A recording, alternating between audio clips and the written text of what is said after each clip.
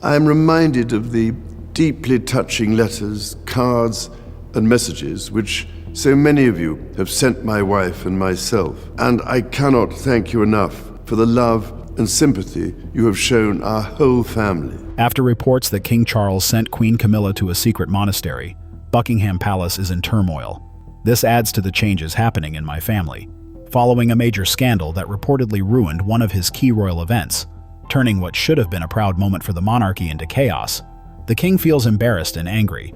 Sources say the consequences were so significant that Charles had to respond quickly. But what exactly led to Camilla's exile? Today we will reveal the shocking truth behind this royal situation. The night the crown shook.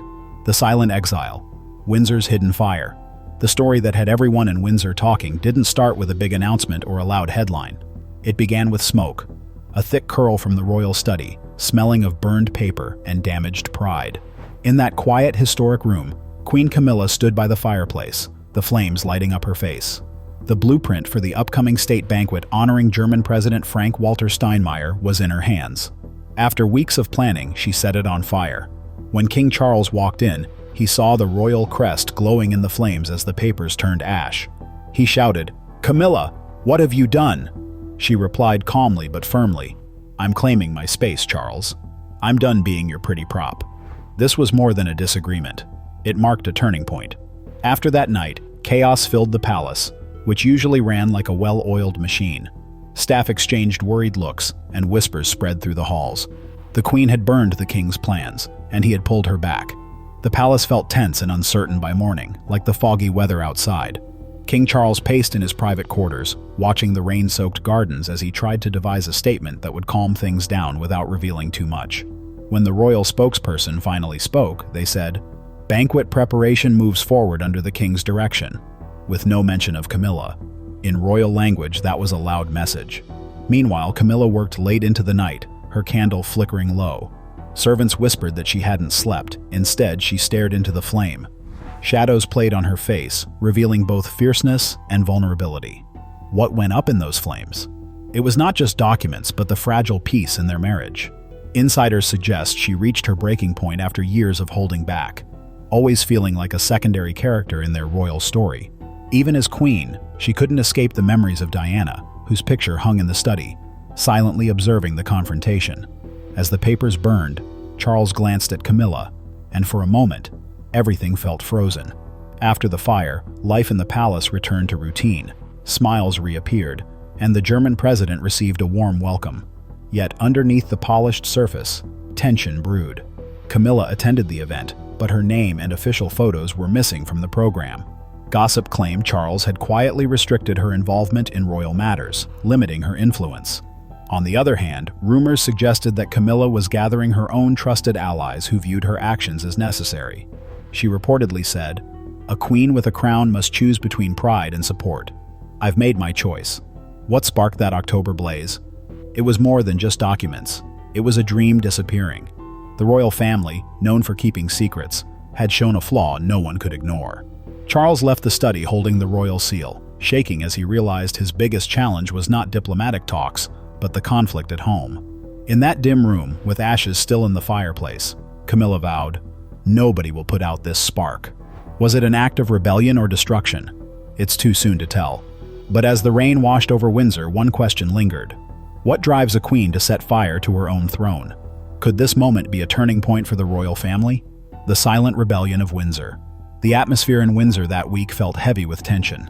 Beneath the fresh flowers and shiny floors, there were signs of trouble that everyone wanted to ignore. It didn't show in loud arguments. Instead, it crept in during a meeting, meant to unite the family. A big welcome event for German President Frank-Walter Steinmeier and his wife. This was the first visit in 27 years, and Charles saw it as a chance to showcase his reign, a moment to say, "We're still here."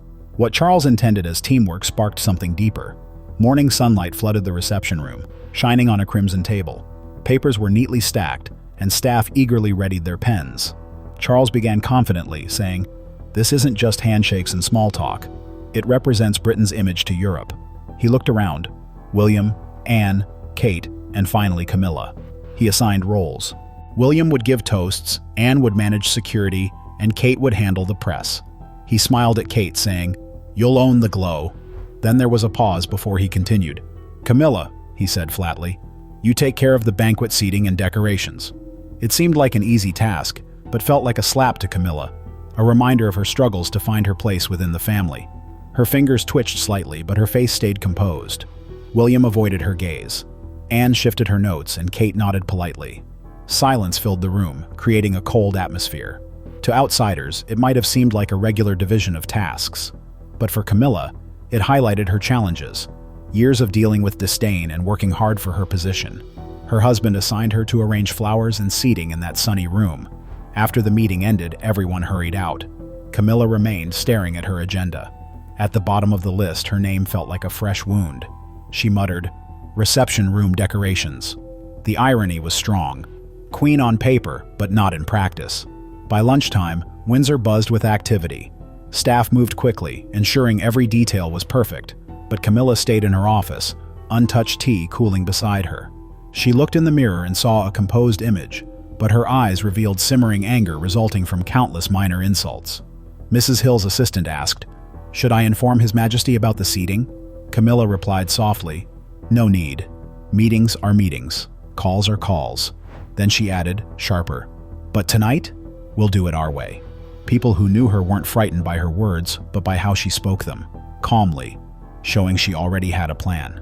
After the palace quieted down that night, Camilla stayed in her office, rearranging name cards for the dinner. To outsiders, this seemed trivial, but in royal circles, it was significant. Her subtle attempt to regain control. When dawn came, Windsor appeared flawless, every detail perfect. But beneath that perfection, there was a shift.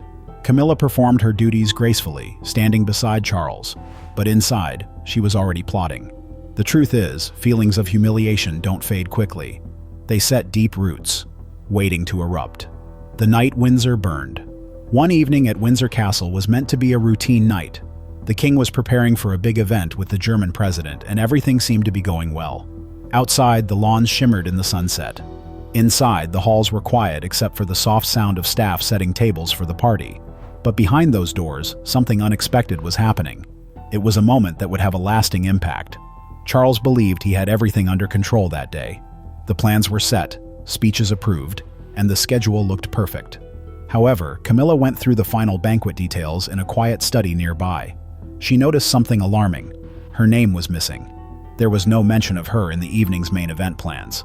This oversight hit her hard. Years of supporting and accepting disrespect sparked a fire within her. She felt it was time to stand up for herself.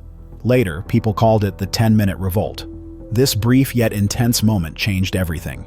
As the palace dimmed its lights and the halls fell silent, a storm was brewing behind the scenes. Charles returned from a late meeting and saw a strange light glowing under the study door.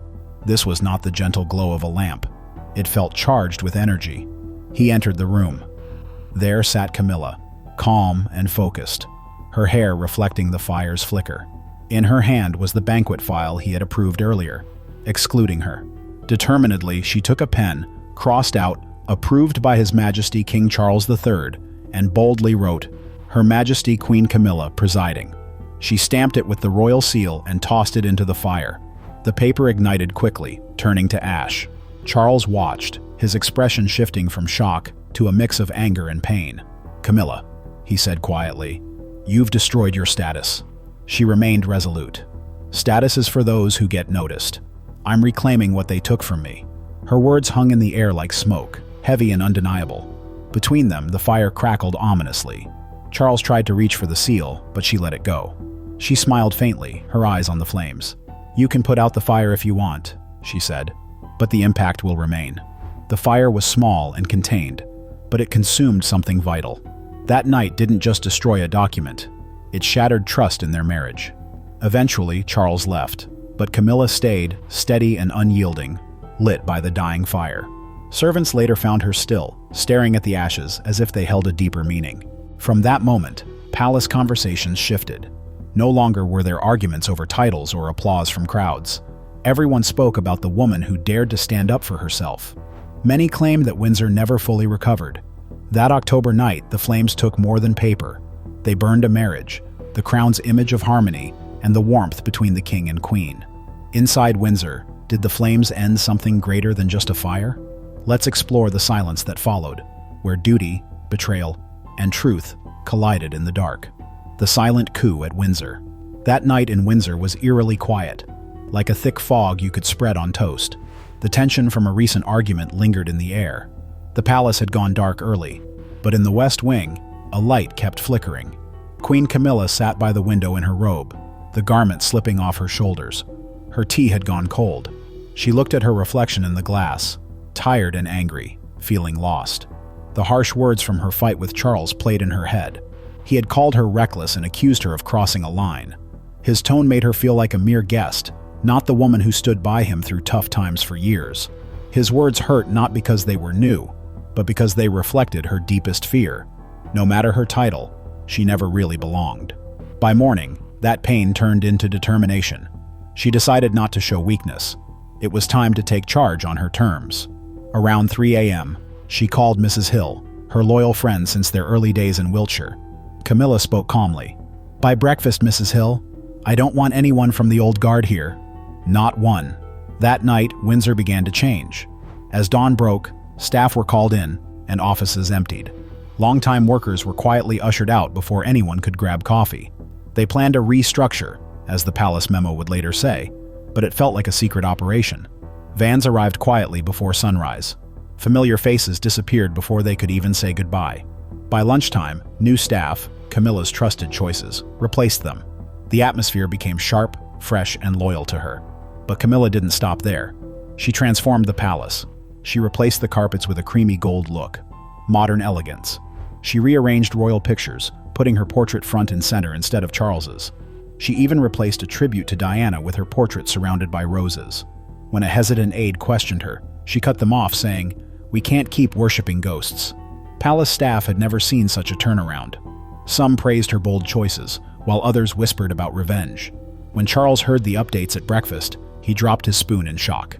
In just 6 hours, everything had changed.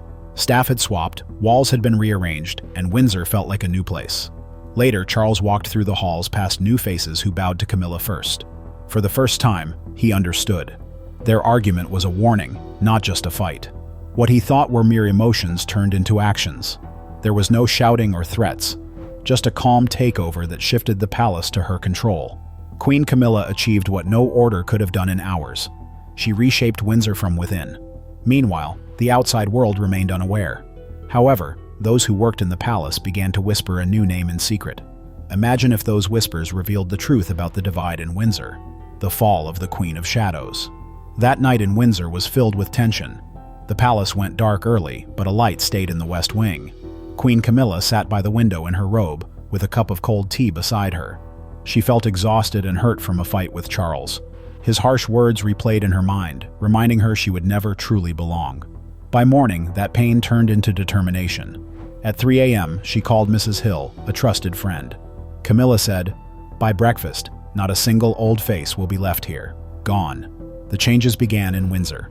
As dawn broke, plans were set to replace old staff with her chosen team. The palace got a complete makeover, with new decorations and photos. Camilla hung her coronation picture, showing her place in the palace. Some people called this a bold move, while others viewed it as revenge. When Charles found out about the changes, he was shocked. He walked through the halls, passing her new staff, realizing that her clashes with him meant she was taking action. Hours later, she had changed entirely, and whispers about a new order started to spread. The palace was shifting, hinting at divisions beneath the surface. The silent exile of Queen Camilla. Headlines recently announced that Queen Camilla steps back from public duties. The palace claimed it was due to health reasons, but many people understood the real issue. She was sidelined. Earlier that day, King Charles signed an order to remove her from her role. By lunchtime, a quiet convoy left Windsor with Camilla sitting in the back, without makeup, and silent as they drove away from her glamorous life to a calm abbey in Yorkshire. When they arrived, nuns welcomed her and took her to a small stone cell with a single bed and a tiny window. There were no mirrors and no luxury items, just solitude. One nun told her, "This place is peace." But moving on had never been easy for Camilla. As she looked through the window, she realized her name was disappearing from headlines in London. Weeks passed, and she became a ghost of her former self. The story changed into whispers about the queen who vanished after a royal disaster. No new rival, just absence. King Charles moved on, polishing the palace's reputation, while Camilla faced her losses alone. What do you think led Charles to make this decision after such a royal mess? Share your thoughts.